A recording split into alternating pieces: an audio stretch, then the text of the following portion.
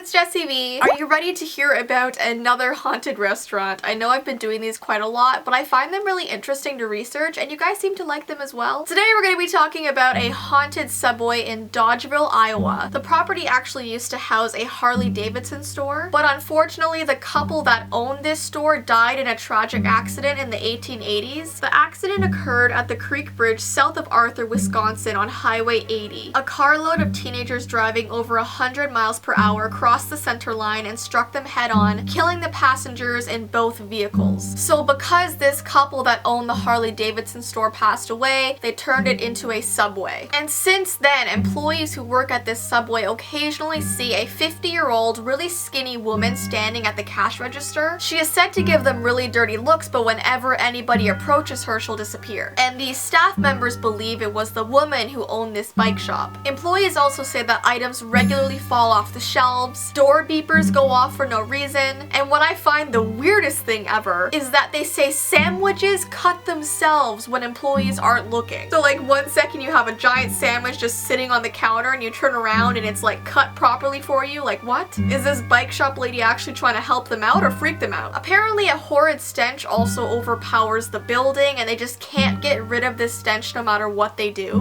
Large stacks of cups would always fall over, and there are kind of theories as to why this man and woman might be haunting this Subway. Being that it's usually young people working at this place, people think that these ghosts might have a grudge against teenagers or younger people because they were the ones who killed them in the car crash, right? And by the way, I'm not too sure if this is completely true, but it says that this lady and her husband were killed on Friday the 13th, 1984, which is also super eerie to me because Friday the 13th is just such an unlucky day in general. But anyways, the employees say they have a dare that they tell everybody in the restaurant to do, and apparently this dare is, it says, if you go into the basement after 9 p.m., things will fly off the shelves and onto the floor. So they get some of the employees to actually walk down there by themselves to see what happens, to see if they're kind of brave enough to do it. And honestly, if I worked there, I would not be brave enough. That's just freaky. So there are a couple stories from customers who have been to this restaurant that I'm going to read to you guys. The first one comes from a grandmother who took out her granddaughter for lunch one day. She said, I took my granddaughter Chelsea to Subway for lunch one Saturday without any knowledge that it was supposedly haunted. While sitting eating our food, I noticed that Chelsea kept getting distracted by something behind me. She kept putting her sandwich down to stare over my shoulder. When I asked her what she was looking at, she told me that the napkins on the table behind us were floating in the air. When I turned around to see what she meant, all I caught a glimpse of was them falling to the floor. I was so spooked that I immediately got us out of there. That is so creepy to me. Imagine someone you're sitting with telling you the napkins behind you are just floating in midair. Ooh,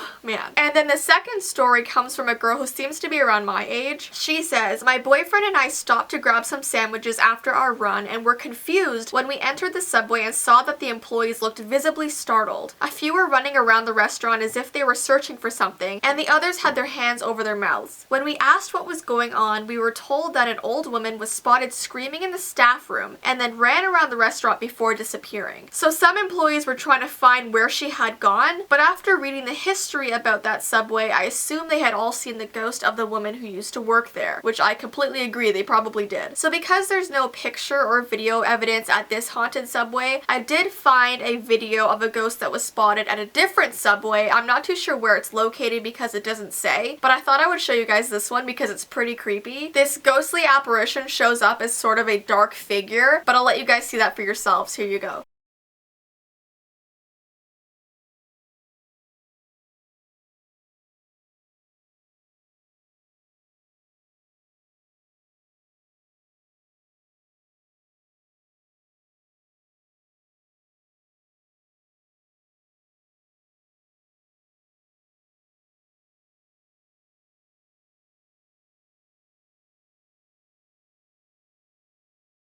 So what do you guys think of that? Pretty creepy, right? Honestly, to kind of debunk this, if it maybe isn't a ghost, it could be maybe a bug on the screen of the security camera, but who knows? It could have actually been a ghost haunting that Subway. What do you guys think? But yeah, that is the end of today's video. The next haunted location I'm going to talk about is a haunted Dairy Queen, so stay tuned for that. Let me know if you guys like me doing this series because I have so many more I could do, like Burger King, Arby's, there's so many. But yeah, have an awesome rest of your day and until next time, bye!